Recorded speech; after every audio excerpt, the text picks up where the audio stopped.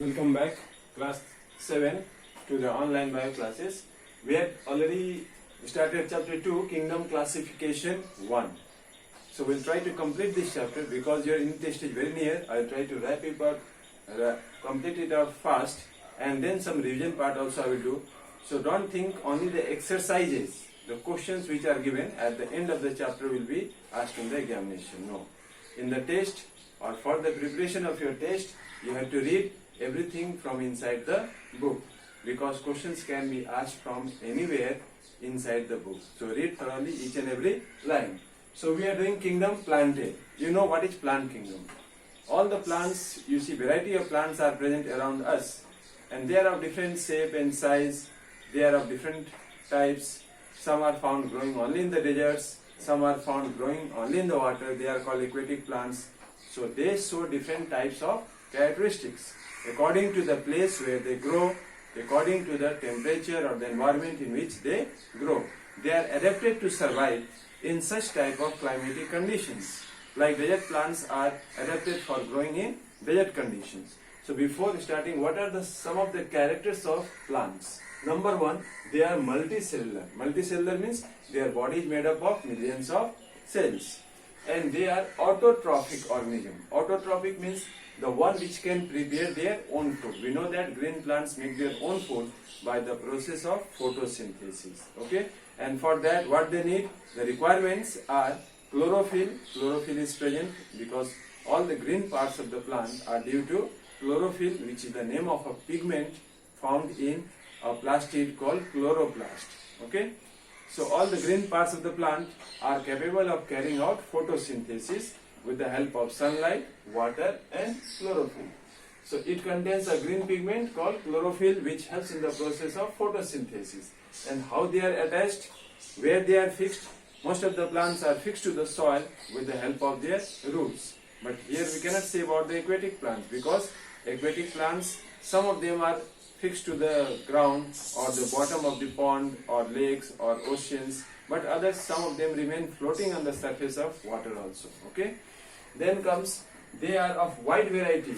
There are simple non-flowering plants, means there are such plants which are not producing any flower in their lifetime, like algae and mosses. Okay? And the second one is the flowering plants or the flowering forms, those plants which produces flowers, fruits, seeds, like mango, neem, guava, all these many examples we can give. Now next we have the types of plants. The plants are classified broadly into two main types, if they produce flower or not. Non-flowering plants are those which do not produce flower, and flowering plants are the one which produce flowers, fruits and seeds. Now the non-flowering plants are further classified into three types. What are they? Algae, liverworts and mosses, together it is in second one, and third one is ferns. And then the these flowering plants are further classified into two types. What are they? Cone-bearing plants and the flower-producing plants. So next we will study some of the characters of each of them. Okay? Okay, so next you can see non-flowering plants. Those plants that do not produce flowers are called non-flowering plants. So they do not produce flowers, then you know that flower is a reproductive organ. If flower is not there, how come such plants will reproduce? They will reproduce by means of spores. What are spores? Spores are the tiny vegetative body which can generate or regrow into a new plant body. Okay? Just like seeds are there, so there you can say microscopic in size. When it falls in favorable conditions, favorable places, they can germinate to grow into a new plant. And there are three types of non-flowering plants based on the body of plant, that is type of plant body, complexity of the plant body, meaning what type of plant body is there, whether it is made up of simple tissues or complex tissues. So these three types already I said earlier, algae, mosses and ferns. They are the three types of non-flowering plants. First one is algae. They are simple aquatic plants. Aquatic means growing in water. They have a presence of undifferentiated plant body, means the plant body is in the form of thallus, sac-like. So in that sac-like or thallus, you cannot say where is the root, stem, cell, leaves. So such a plant body that we cannot locate where is the root, stem, leaves, that is called undifferentiated plant body. So that undifferentiated plant body is known as thallus. Okay, and it do not bear any roots, stems or leaves because the plant body is in the form of sac-like or undifferentiated, and it lacks the tissue which is required for movement of water, that is conduction of water, that is called vascular tissue, like xylem and phloem is absent. Then we have the next one, mosses and liverworts. They are also small terrestrial plants, means the plants which are found growing on land. This one is found growing in water. Mosses and liverworts are found growing on land, and they grow in such areas which is wet or damp, means already water is present, moisture is there. In those places they will grow.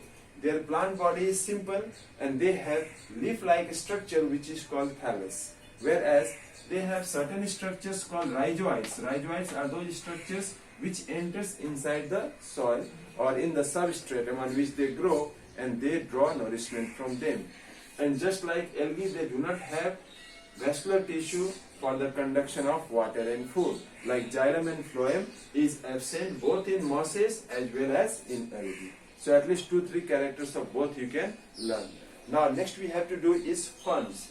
Ferns are the plants which has a plant body differentiated into, you may have seen the ferns growing in the roadside areas. Even in our school also we have the fern plant. Okay, and you can see in the book, if you have the fern plant, they have the leaves, and under the leaves they have the spores present in them, which are the reproductive bodies. So plant body has, it is differentiated into root, stems, leaves. Means you can find out where is leaf-like structure, root-like structure is there, and they have also the vascular tissue, that is xylem and phloem is present, not absent. Okay, and it is multicellular. So ferns are terrestrial plants. They have distinct stems, roots and leaves. They have a simple conducting tissue for transportation of food and water, and the leaves of such plants are known as fronds, F-R-O-N-D-S. So suppose if this question is asked in any test, then what will do? What are the leaves of ferns called? The leaves of ferns are called dash. So if you read from inside the book, then only you can answer. The answer is fronds, F-R-O-N-D-S. Now next we have the flowering plants. Flowering plants are those plants that produces flowers, and the flowers are the reproductive organs. It changes into fruits and seeds, because these plants are of two types. These plants are the one which produces flowers. They have the ovary that changes into fruit after fertilization, and the ovule which is present inside the seed, inside the flower, it changes into seeds. Okay. Now first one is cone bearing plants. Cone bearing plants means such plants produces flowers, but they do not produce fruits. Means they produces, the seeds are born on the cones, and fruit formation does not take place in such plants. They are evergreen. The meaning of evergreen is they always contain leaves in them.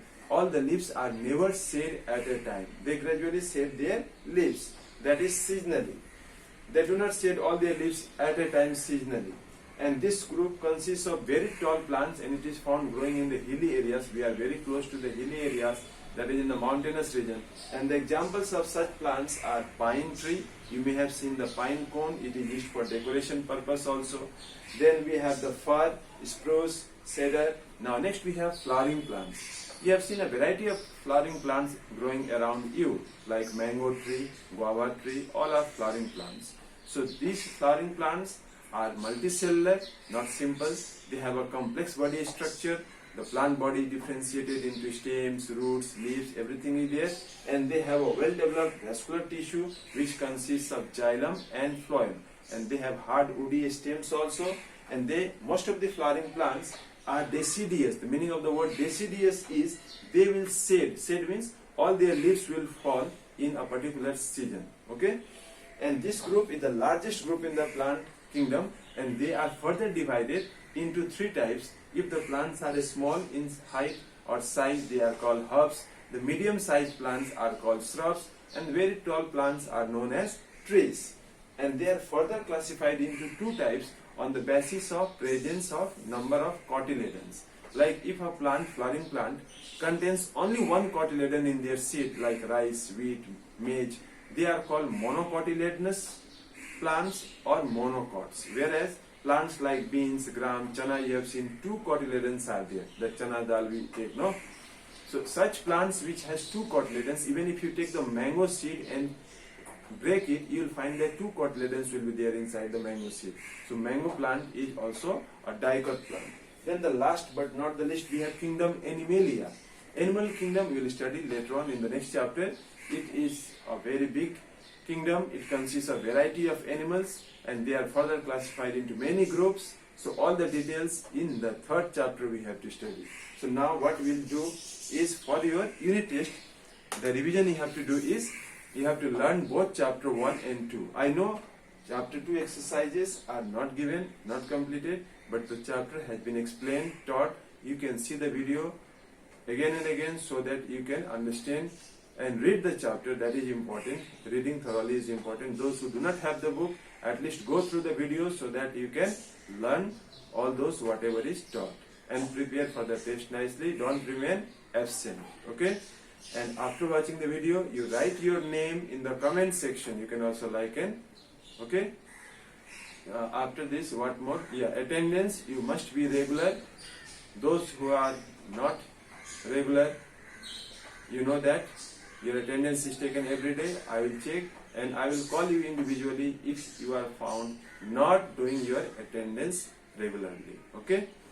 And last but not the least, what to say? Yes, you can complete all your work, that is the copy work, and these question answers I will try to give the objective questions if it is finished and then give you in the group. Okay, thank you.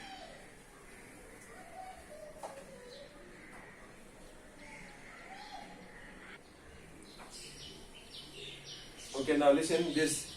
Name the following I will just discuss. Number 1, question number 1 exercises. The highest rank in classification. In classification, the biggest or the highest rank is kingdom. Okay. Number 2, act of putting organisms into groups based on their characteristics. So one word answer it is. You have to write classification. Number 3, cells that lack a well-defined nucleus. They are called prokaryotic cells. Okay. What are they? Prokaryotic cells. Spellings P-R-O-K-A-R-Y-O-T-I-C.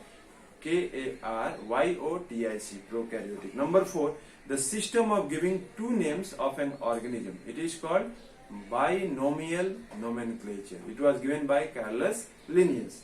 Number 5, the kingdom comprising of prokaryotes. Which kingdom comprises of prokaryotes? It is known as kingdom Monera, you can write, no? Because Monera include all the prokaryotes. Number 6, a unicellular fungus. Means a fungus whose body is made up of single cell. Like yeast, you can write yeast is single cell. Then the vitamin produced by the friendly bacteria that lives in the human intestine. It is vitamin B. And number 8, the last one, false feet in amoeba. What is the name given? It is known as pseudopodia. It starts with P, P-S-E-U-D-O, pseudo, P-O-D-I-A. Then choose the correct answer. Number 1, which of the following is the lowest level in the classification system? Number A, species is the correct answer. Number 2, again 2 times is given, so you should do the correction and choose the correct 2 questions. Number 1 is given, again number 2 is also given 1 only. So you should make it yourself 1, 2, 3, 4, 5. Okay, correct this question sequence or the numbering. Which of the following is an autotroph? Number A, fungi, algae, amoeba or rhizobium. So number B, algae is correct because algae is a type of plant, just now we read. And it has chlorophyll, it can prepare its own food by photosynthesis.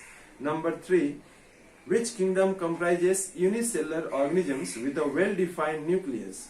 Protista, Animalia, unicellular organisms, Plantae or Monera. Plantae includes multicellular organisms also.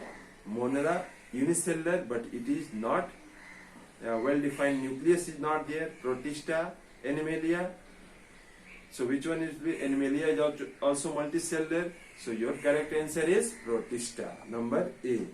Number 3, under unfavorable conditions, amoeba reproduces by, this one I had asked in the weekly test also, the answer should be multiple fission, not binary fission, because binary fission is a method of asexual reproduction in favorable conditions, when the conditions are suitable for them, but during unfavorable conditions they reproduce by multiple fission. A symbiotic bacteria is E. coli, lactobacillus, clostridium or rhizobium. So last one, number D, rhizobium is a symbiotic bacteria. Okay, then we have to discuss the C, D, E, F, G and then section 2 also. Okay. So today this much only I will give you, if possible. If I finish writing all these answers, I will give the clips. Okay, thank you.